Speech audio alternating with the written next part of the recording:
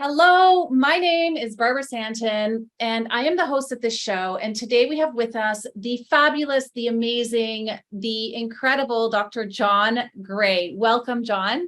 Oh, thank you so much. Happy to be with you again, Barbara. Thank you. And I'm just going to read your bio quickly. We'll do the quick version so we can dive straight into questions. So John Gray is the author of the most well-known and trusted relationship book of all time, Men Are From Mars, Women Are From Venus.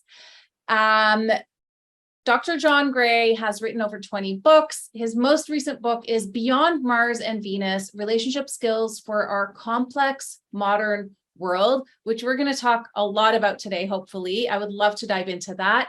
John helps men and women better understand and respect their differences in both personal and professional relationships. His approach combines specific communication techniques with healthy nutritional choices that create the brain and body chemistry for lasting health, happiness, and romance. Welcome. I am so excited to have you again. Thank you. Happy to be with you. All right. So today's world is complex, and it only got more complex over the last couple of years, right? With lots of stuff going on. And you wrote this revised book, or it might even be a brand new entire angle of the book. Yes, Beyond Mars and Venus. So what are, like, just to dip our toe in, right? To start, what are some of the most fundamental differences between men and women, especially in this modern world? Well, the hardware is the same as it's always been. Men are men, women are women.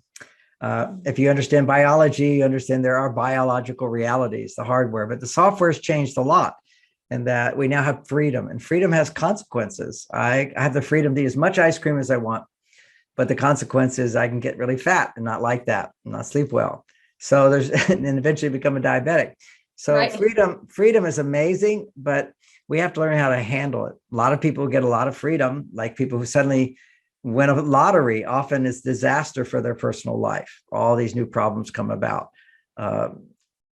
What's happened today in our complex modern world is we have more freedom than ever before. Women have the freedom to experience the independence of what traditionally men felt. And if they're not getting what they want from a man, they can just do it themselves, which is freedom. But if you're married and your husband doesn't know what to do, and you don't have a way to communicate to him what you need, you'll just feel like, well, I can't get what I need, so I'll just do it myself. And whenever you do anything with that attitude, I'm doing it myself, I'm doing what I have to do, that makes male hormones. And whenever you do what you like to do, what you enjoy to do, that makes female hormones. And we as human beings, our hardware is such as that we have a balance of, we have both masculine and feminine hormones, but the hardware is set up over millions of years of evolution to where for a man's well-being, his hardware is he needs to make about 10 times more testosterone than a woman needs to make. Otherwise, he's stressed out or depressed or angry. A woman, on the other hand, needs to be making at least 10 times more estrogen than the average man, just to be happy and have well-being, and she needs double that to fall in love with a man and enjoy making love. So these are basic reality. This is hardware. You can measure it in a woman when she's happy, when she's not, a man when he's happy, when he's not. And so what I've done in this book, Beyond Mars and Venus, is first of all, explain why I talked about men are from Mars, women are from Venus. It explains it. However, with all this freedom, women can be more on their male side. They don't even know what their female side needs. And what their female side needs, you can't know what it is until you get it, because it's a new need. If you're way on your male side, instead of needing a man to be a provider, to make money, to protect you, you need a man to help you understand your female side, someone who's objective, loving you, finding out what's going on inside of you. And that's called emotional fulfillment. That's why a lot of women go to therapists, is just to sort of discover what they're thinking and feeling in a non-judgmental way. We men have to learn how to do that.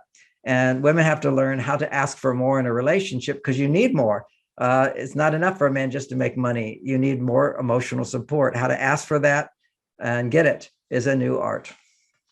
Wow. Okay. So I'm fixated on the hormonal thing. I mean, we talked about this when I had you on last, and this just fascinates me because I know it to be true for me. When I'm in, goal orientation mode, or when I'm in business mode, I don't feel as good as when I'm in my flowy, feminine, open self. So can you dive a little bit deeper into the hormonal necessities that men and women have in order to even have a bonding and good, healthy relationship?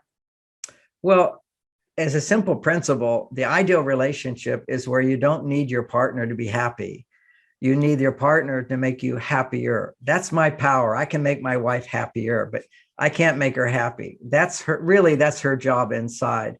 And she can't make me happy. It's so frustrating. These men come home and they're not happy with their jobs. They're not happy with their lives. What it does, it evokes inside of a woman her maternal instincts, and therefore she can't feel sexual, and she loses the man in her life, and she feels like she has a child.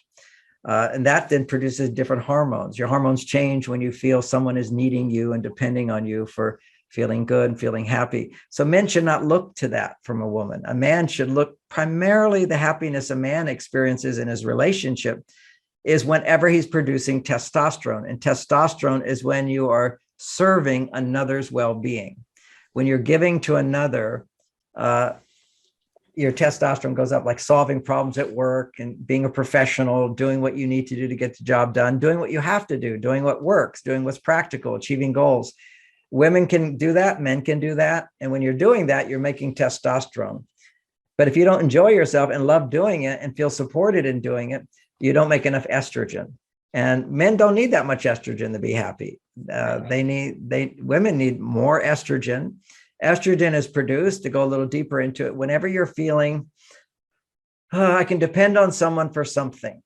So if you go to a doctor, for example, that you trust, your estrogen levels will go up. If you were going to voting in an election and you actually trusted the person you're voting for, your estrogen levels would go up. You bond with someone that you trust can provide something meaningful for you. If just counseling a woman today and she was not interested in this man at all, she's single, but he was a tennis coach for her son, and her son was in a competition, and the boy sort of broke down in the middle of the game and started crying, and the mother went over there to talk to him, and just got worse and worse. And the coach came over and said, let me talk to him. And basically man talked to him. He said, look, just suck it up. You can do this. Don't need to cry anymore. Get out there and do it. I know you can do it. This is what you're going to do. And the boy stopped crying and went out there and won the game.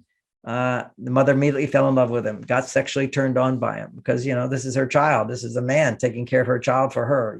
She's doing something she couldn't do for herself because she tried it, didn't work.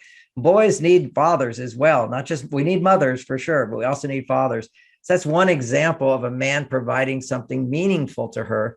She got turned on. That meant her estrogen levels went basically about 20 times higher than a man's. So this is the woman's body. She needs to put herself in situations and also have belief systems in her brain that send the message that I can trust, I can depend on others. Historically, for example, history is replete with all kinds of social engineering that really helped women and men be happy. And we're trying to change that in a way that it needs to be changed, but we're doing in the wrong direction. We're pushing women further to their male side, men further to their female side. So what that would look like historically is a woman would depend on a man for survival, to make money and protect her while she's pregnant and having babies.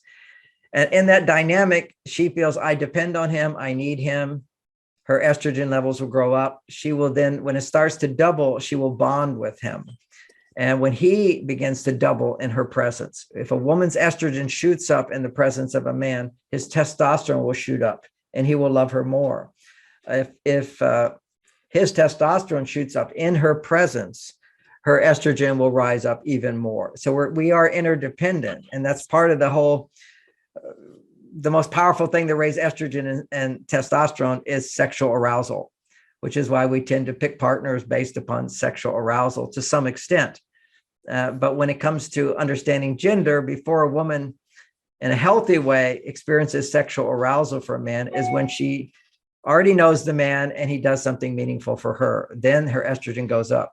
If he hasn't done anything for her and she imagines he's going to do something for her, uh, their estrogen will go up, but that's usually the wrong guy. Okay, Right. so it's fantasy.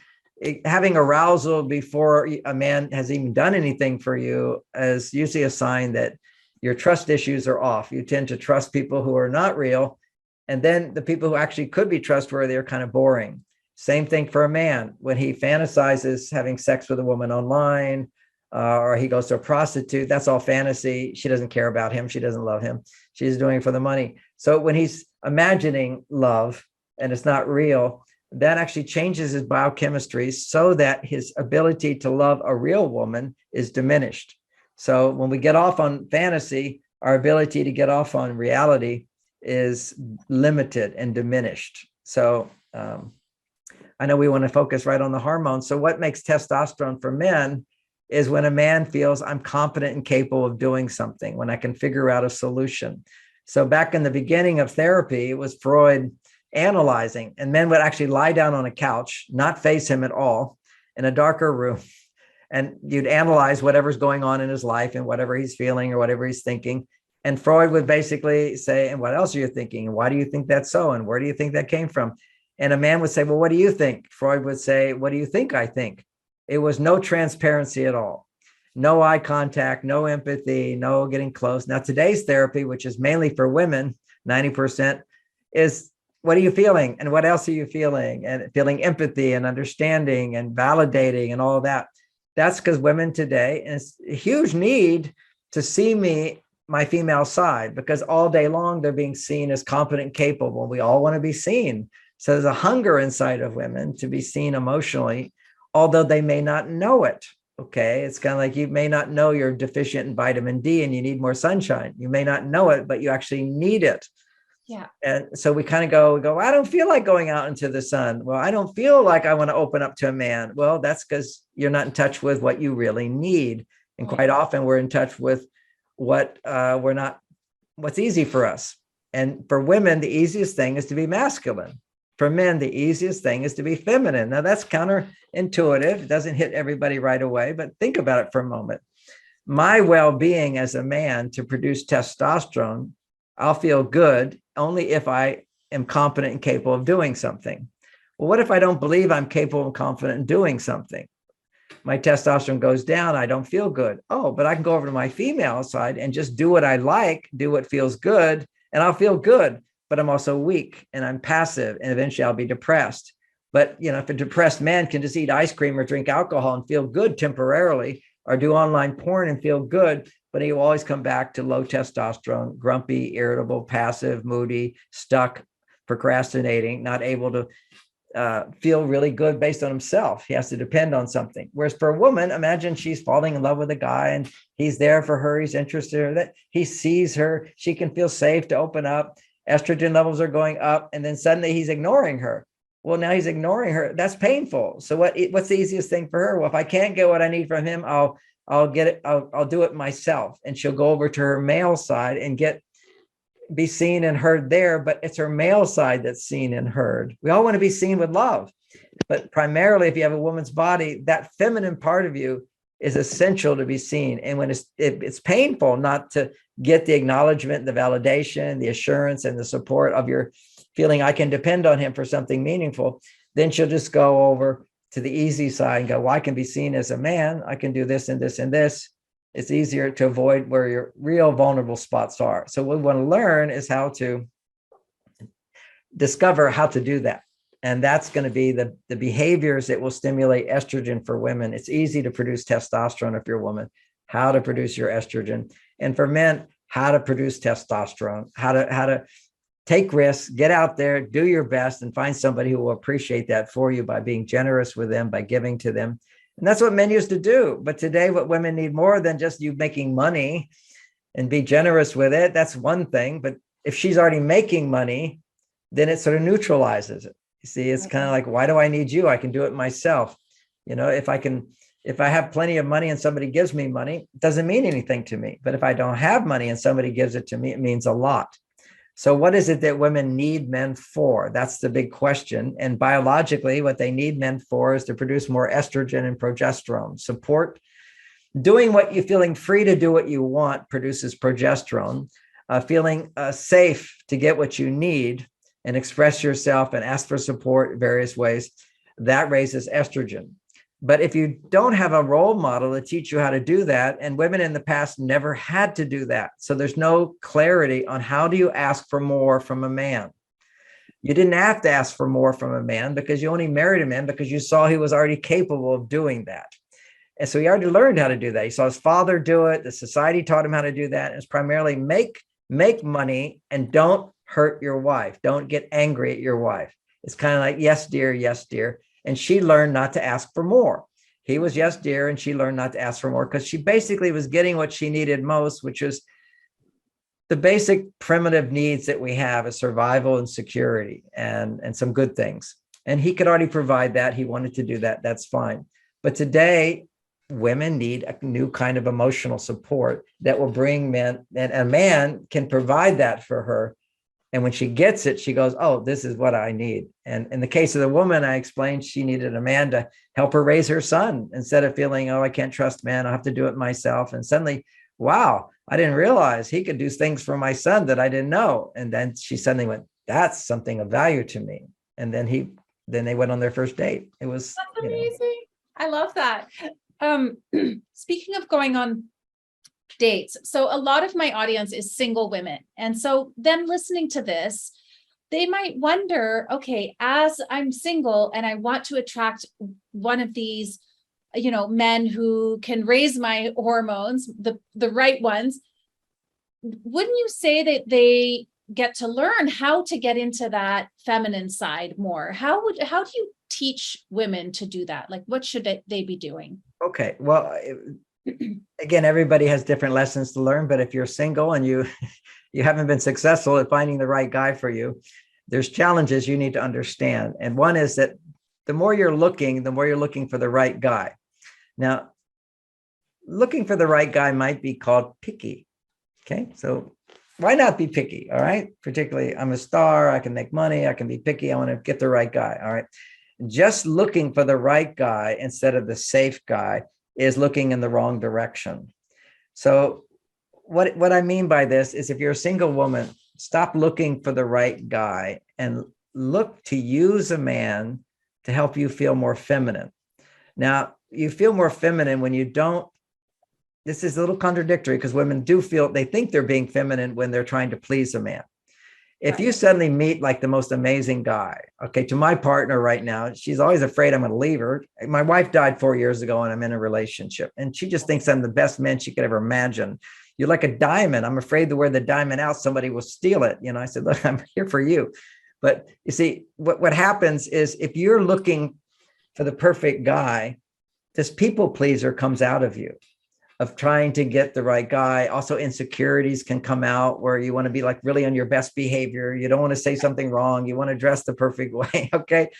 And that's what's called the codependent side of you, which is worrying about other people's needs more than your own. Okay. That's codependent. Narcissism is looking at your own needs. So what I'm asking women to be, who tend to be codependent, of thinking about how can I impress this person? What can I do for them? How can I look really good for them? Stop. Don't do that.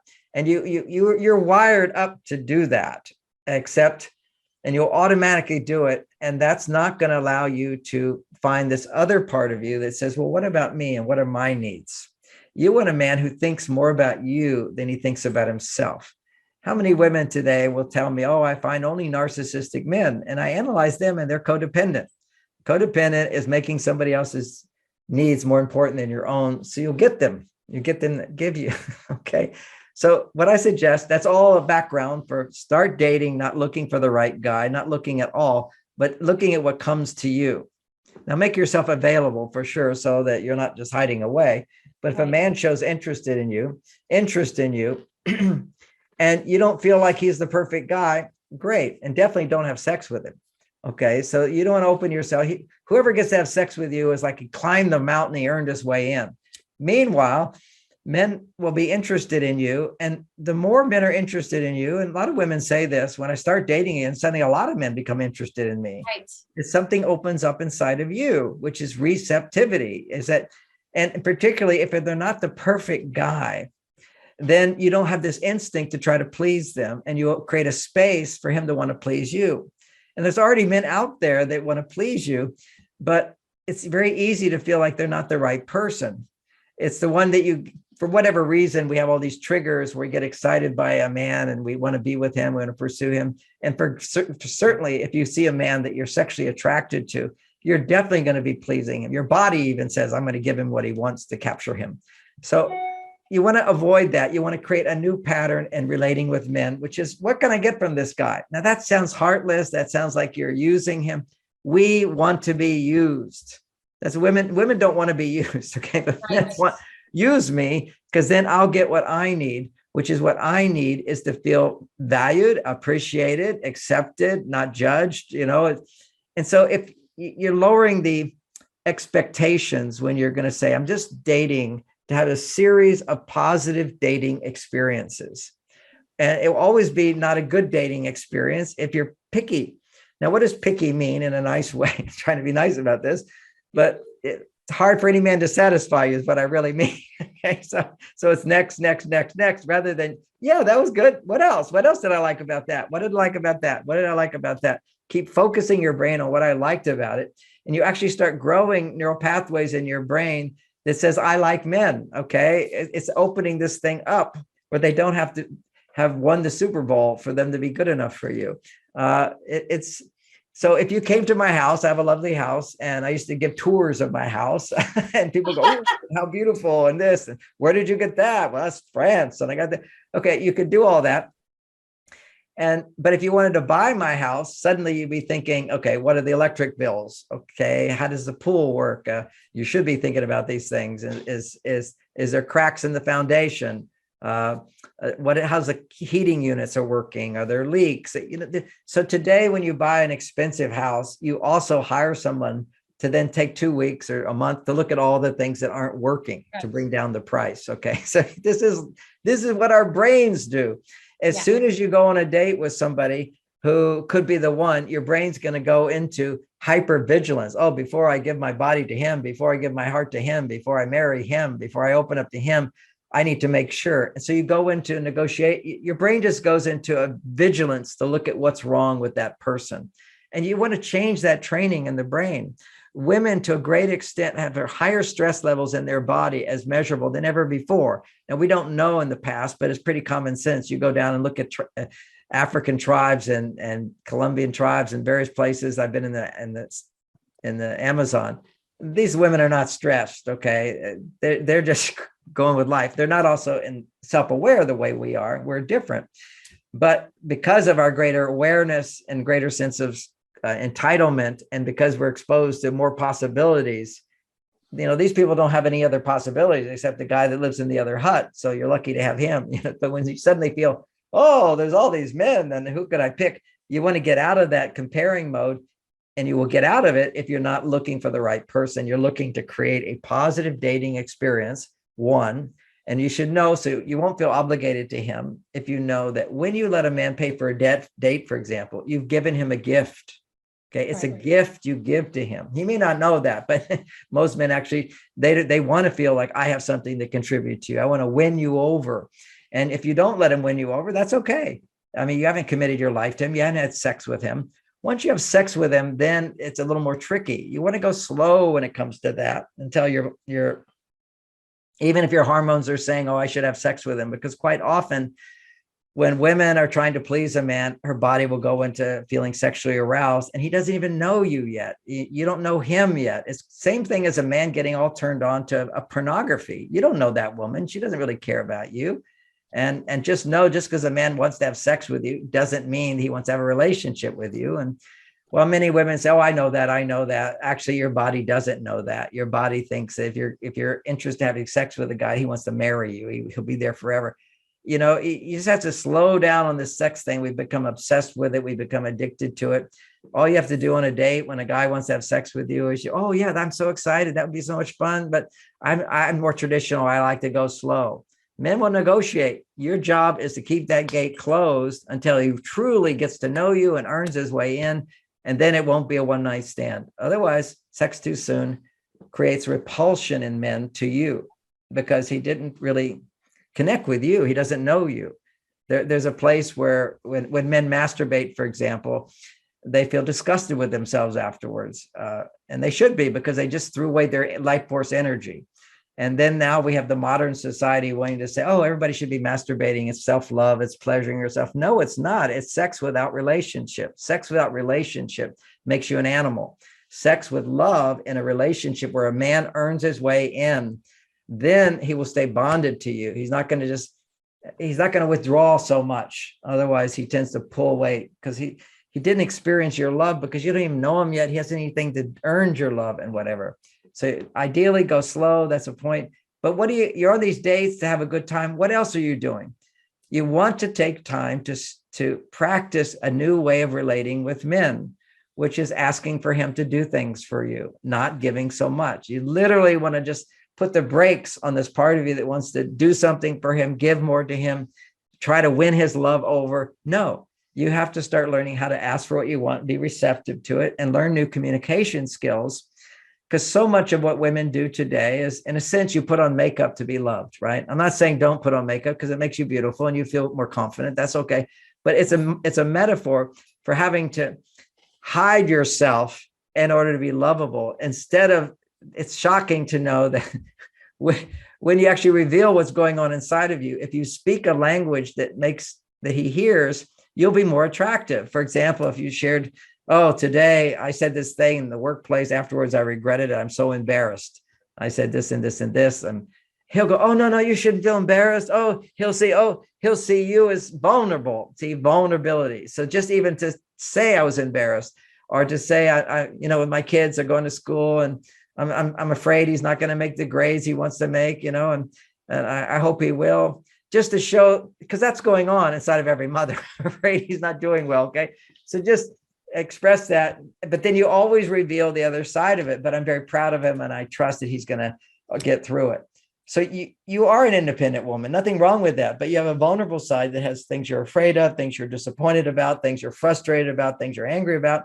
Revealing those kinds of things, and then coming back as if everything's okay. But I'm really grateful. I know this is going to happen. I'm actually excited, because he's really good at this, and he's going to do that. So you see how you're looking at the vulnerable, which is often negative emotions, and then you're revealing the positive emotions that go with it. And so it's, in a sense, he doesn't do anything for you. Now, men want to do things for you. So you just kind of mentioned, it's so good to talk about this. I feel so good. It's amazing. I feel so safe in your presence. You give him a feeling like he did something, because he did do something. It's nice when you don't have to put makeup on all the time, you see. And, I was talking to a counseling client. She's a doctor, and she's just talking about, one of the people that got her into her business was always her supporter and had her back. He quit. He was one of the founders of the company. Now he's quitting. And she was sharing this with another man. She says, so like, without that support, I'm worried. I don't know what I'm going to do. Instantly, the other guy says, hey, I've got your back. I'm right behind you. I'll take you on a date even. He's in love with her. The woman showed vulnerability. And had that man not done that, she would have felt, well, I missed that support. Now I'm moving on to my next client, and pushing those feelings away. Those feelings that you hide from the world are intensely vulnerable, and you share it with a man. It brings out his power, that you're not so perfect. Because, you spend a lot of time trying to look perfect, be perfect. And now, not on top of that, but you're more confident and capable than men. And I'm not saying be less capable. I'm just saying, the old thing was, don't show that you're smarter than the boys in school, or they won't ask you on a date. Completely true.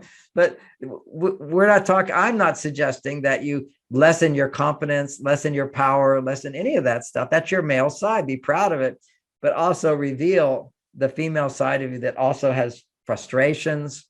And I mentioned in those emotions, anger, I leave that out. Leave out the more intense ones when you're talking with a date. When you have a husband, it's different. But when you're talking a date, it's not like everything has to be rosy. You don't have to please him. You could just talk about, he'll say, what's going on for you? I say, well, today I was at work. I'm so frustrated, that my boss quit. And now I know if I'm going to be supported. It's really disappointing to me.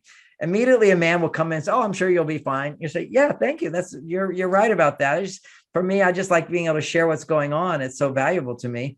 And then while you're talking, always bring it up take it up to a positive level. But I'm really grateful. He did all those things for me. I'm sure I will get it. I'm excited by my job. The thing that men find exciting in women is how positive you can be after you've revealed how not perfect you are. See, it's not, people don't do this, either they're good at talking about how bad things are, or they're good at pretending like everything's perfect. Neither are the whole truth. What he wants to see behind the wrapper.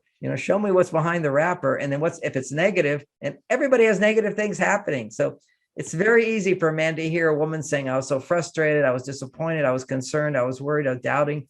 Let me go slower through that. Frustration, disappointment, concerns, and embarrassment. This is what we hide from others typically. And some are really good at hiding that, but they're not able to reveal the positive side, which is after you reveal a little negativity, you always go back to the positive side of it, the silver lining, which is, but I'm grateful I have this job. I love it. And actually, I'm really excited when I go to work and I'm happy because when I come home, I get to do this and this and this. So gratitude, happiness, excitement, and proud. And I'm proud of myself because I accomplished this and this and this. So you're not putting yourself down, but you're also showing the vulnerable part of you first of that. And this is really undressing who you are, but you're starting undressing your mind. And then you have him do things that wins you over. It actually makes a difference in your life. You let him know things you like to do on a date. These are things I like to do. And here's 3 things I'd like to do. Would you pick and take me? It's a very bold, scary thing to say, but a man would love it. You just said, here's 3 things you can do that will make me happy and you'll feel successful, and it's guaranteed. As opposed to worrying about what do I need to do? How do I fix it? Am I good enough for her? Will she like me? And, just make it easy for him by letting him know what you would like and letting him pick. And then you're left without the feeling of responsibility. Your only responsibility at that point is have a good time, which is why I say create a series of positive dating experiences with a man or many men. You don't have to stick with one, just get free up the heaviness of trying to get somebody or get the right person.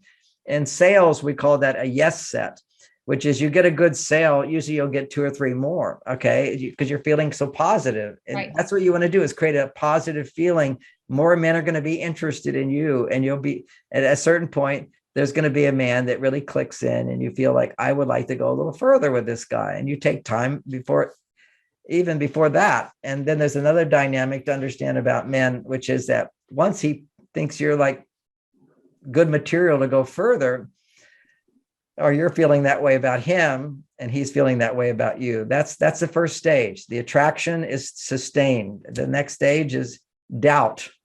Okay. In my book on dating, I call it uncertainty stage. You have to, anybody who buys a house, I'm not so sure there's a buyer's remorse, even if people go too quickly. Did I really get the right house? There's a natural stage of doubting, of uncertainty, because you're about to make a commitment. You're about to buy the house. And then you start thinking, well, what about this? What about this? What about this? What men do at that point is they pull away. What women do at that point is they tend to be insecure and pursue him, asking for reassurance. This is not the time to ask for reassurance. Just know that he's not calling you back. As long as you didn't have quick sex with him, he's not calling you back after a while because he's thinking, gee, is she really the one? And what happens is they back off. So what you do at that time is you send him little 2 a week when he's not calling back or anything. These are FYI texts.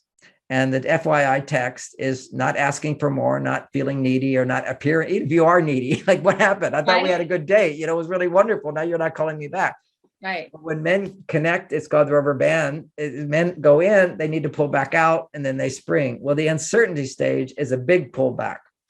And during that time, he needs to, what will work, he doesn't know he needs this, but will work is for you not to seek out reassurance, not to call him up. What's wrong? Was something the matter? Where are we going with this relationship? All those things, you say them because you're in the uncertainty stage. He's also in the uncertainty stage. And the biggest fear men have is pursuing you and then having you feel hurt when he stops pursuing you. So we often will stop pursuing just because we don't want to hurt you, because we're not sure that we want to continue pursuing. Now, did that make sense? Did you catch it all? Because I don't have to repeat that. And it's so amazing is, even I give you an example. I'm a man and I'm supposed to send in this box to get it's a big story, but let's just say I have to return this box. All right. Otherwise I'll lose some money. and it's taken too long. I've got 3 months to do it. It's already 2 months. And every time I look at that box, I feel guilty for not sending it in, but my guilt causes me to not send it in, as bizarre as that is. It's just, I don't want to look at it. You know, when we feel bad about something, we want to just not look at it. Nobody wants to look at painful. So I'm feeling guilty that I haven't sent that in. I'm going to lose that money if I don't do it soon. And ironically, because it's not the last moment, you know, I'm sure my clock inside's going, you've got 1 more month and you better do that. But prior to that, when I look, I don't want to look at it. I've already taken too much time. Men have this experience of, with women, we know intuitively that you get upset with us when we don't call back. So we feel a little guilty that we didn't call back. And to avoid feeling guilty and to feel the painfulness of that, we just ignore and we get involved with something else and distract ourselves. And then 2 weeks passes and we go, oh my God, she's going to be all upset with me. That's pain. I don't want pain. So I'll deny it again. And the last thing a man wants is to call you up and say, I'm sorry, I didn't call you back. No man ever wants to be sorry. No one wants to feel bad, my bad. And many men just can't bear feeling that way. So they just don't call you back. So what you have to do is send little messages that the implied message, not direct, you can't do it direct. The implied message is, you've been ignoring me and you're a creep. Or you're going to hurt me if you don't call me. This is, I took the time to be with you. How could you not call me back and talk to me? Are you ending this? You know, we don't want to be the bad guy. Now, some guys do want to be the bad guys. We don't want those guys. But the guy you want, he doesn't want to be the bad guy, but he has also waited too long to call you back because he pulled away. When men pull away, temporarily, they don't feel motivated to interact with you. It's not they don't like you. It's just that something else grabs their work grabs their attention, whatever. Then they realize too much time has passed and now I'm in bad trouble. So now I have to ignore that. So we understood that. So what you want to do is avoid all that. So what you do, if he hasn't called back and whatever, you're wondering what's happening. So you don't ask him what's happening. That's a mistake. Okay. That's pushing when he's pulling away. Right. But you send a little note, which the implied message is you're not mad at him. You're not frustrated by him. You're a happy woman. You're a happy woman. So it would be something like this. Imagine, Barbara, that I called you up today and said, hey, Barbara, what'd you do today? What would you say? What's your first response? Short answer. What'd you do today? Oh, I had a lovely day running errands. I was running errands. Okay. So what you would do is I was running errands. I went here and I went here and it was amazing. I had extra time and I had a latte that was like the best I ever tasted. I mean, sometimes it's just like fantastic. Okay. Something has to be what we would say in England. I don't know why I just spoke to English people, but in England, there's a phrase called gilding the lily. So a lily is a beautiful flower all by itself. But to gild something is to add gold to it. What you want to do is just whatever mundane thing that's real that you did. You had a lot of errands. You could also say, in my work, I was interviewing so-and-so. And I learned, I was laughing the whole time. He was so funny. That was it.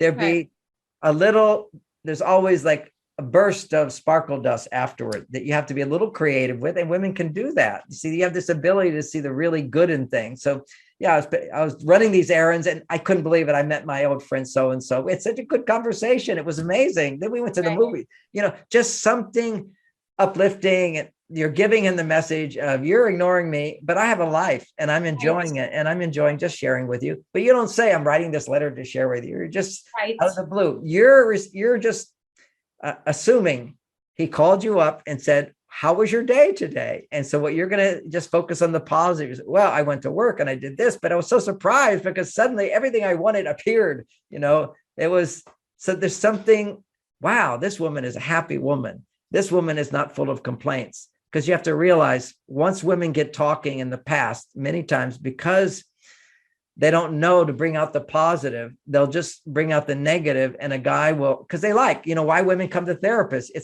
feels good to talk about this didn't happen, this happened, this, but men need to hear a little bit of that, and then how it turned into something good, or they just need to hear something real. Like I went shopping today and I was getting what I needed for this and this and this, and then I saw this amazing blah blah blah, which I love, so I got that too. Okay, right. So amazing, fabulous, beautiful, sparkling, this is what men are drawn to, because we live in a black and white world and you're quite capable of filling it with emotion.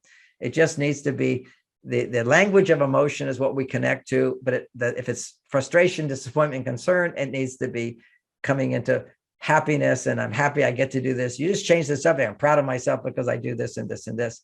He needs to experience you going from negative to positive. And what that's actually doing in your body is raising your estrogen and leaving you in a positive place. If you just talk about complaints, it raises your estrogen, but it doesn't leave you in a positive place. You're suddenly now unsupported. And then your estrogen goes down. But it's a training of how whenever I'm having a negative emotion, I embrace it, but then I also look at the complementary positive emotion. And this is actually in tune with, in harmony with our biology. Our biology is such, and this is for both men and women, it's just women have way more estrogen emotion.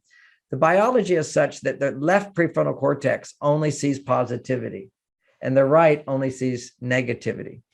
But when your estrogen levels are low as a woman, you're more independent. You tend to be focused. Your brain will go more just looking at what are the problems, the left. So you have to practice, even to train yourself.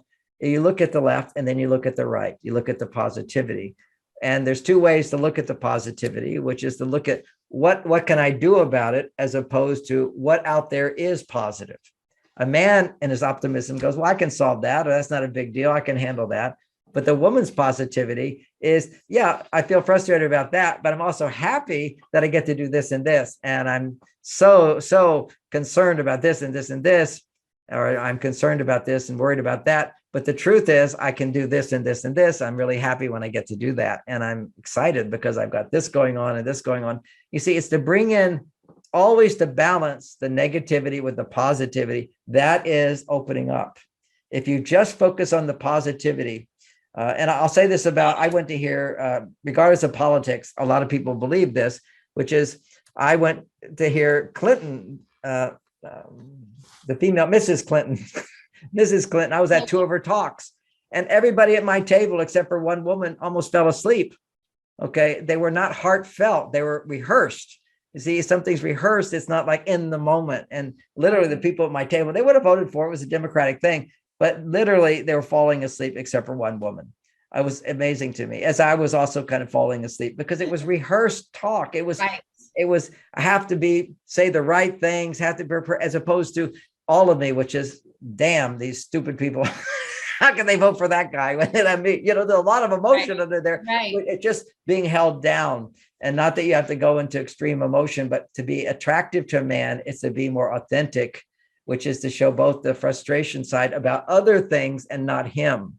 And right. Even on a date, you have to realize a date is for you, but also you have to be careful what you say. If you're in a restaurant and you focus on, gee, the soup is just not good. You paid so much money for this and it's not even good. In her mindset, that might be a compliment to him that I care about you wasting your money.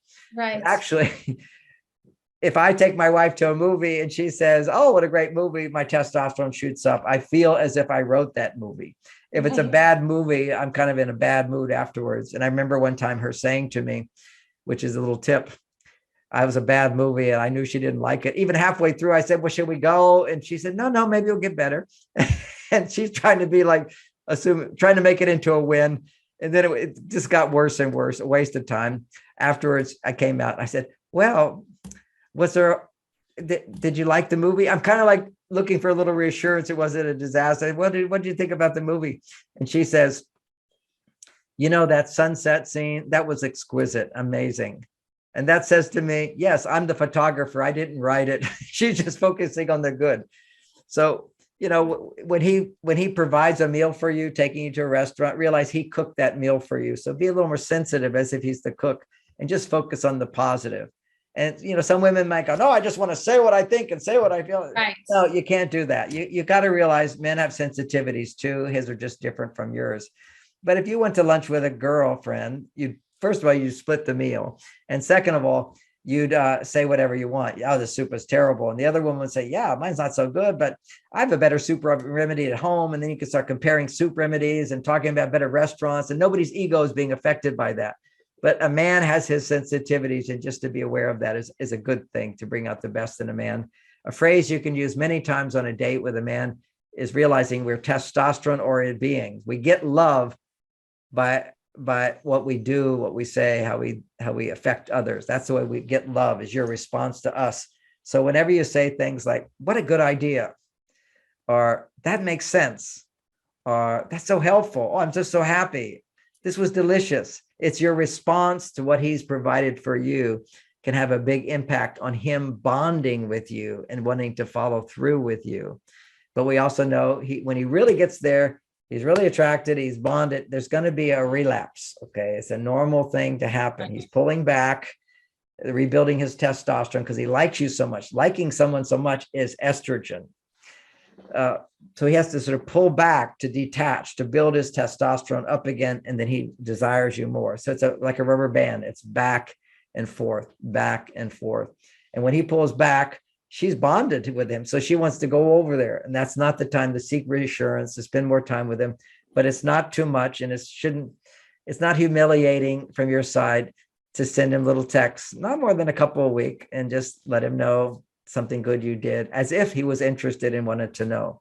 And he will always be more interested to hear, wow, she's happy. And I know we're finishing up now, but one little quick story. I find my stories, when I learn these things, are helpful for people to remember them. Yes, sure. So I was on a vacation with my wife, and the publisher, a best-selling author, they said, go on any vacation you want. And so we had a private jet. We flew to an island, and it was all beautiful beaches. Wealthy people were there, great restaurants and all this stuff. My publishers are weaning me for the next book, so they're happy with me. And so I took my daughter out. We were out in the beautiful water, but I got this huge sunburn. I mean, I didn't wear lotion, and I was just burned to a crisp. So the next day I was lying there in bed and in pain, and women really have a hard time when their husbands are in pain, because then suddenly you feel like they're a child. but anyway, she came into the room and said, I know you're having pain, but I heard about this restaurant that has lobsters, and it's supposed to be the best lobster ever, but you can't get there except when the tide goes down, then you can walk to it, and you have to leave before the tide comes back. And this is the time we have to go now. And I said, no, I don't want to go. So she went, and she said, okay, we'll go. She brought pictures back. She said it was the most fun thing she ever experienced. And I remember my thinking, I was such an idiot. I could have been the one who brought her there. Why didn't I bring her there? I would have gotten so many. Those would be pictures of me taking her to the best lobster place in the world. See, that stuck with me now for 40 years. This is like, whenever she says she want to do something, I say, I don't want to miss out on being the hero there. So you're giving the man the experience of he can provide something for you. And then when he's not there, you're having a great time. That's the point I'm wanting to make there. Mm-hmm. She's having a great time. And I want to be there with her and take credit for that good time. So that's what you create for him. So not to go after him, but to go over here in a positive state. Something wonderful happened. He's missing out. He's missing out without you saying you're missing out. Oh, that is so wonderful. What a great journey you took us through, and so helpful for our singles out there. Thank you, John, for this incredible time together again.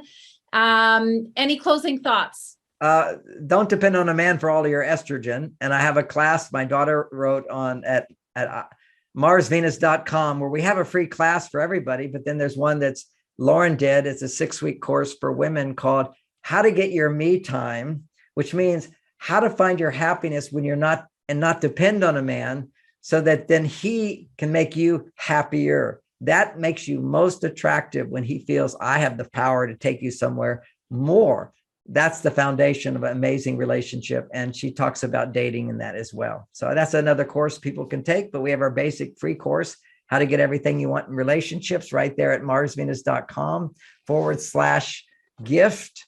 And for everybody listening today gets that. And don't give up. It's very, very easy for women to give up on men, and because you don't understand them. But when you start to discover what men really need from you in order to get them to be motivated to you.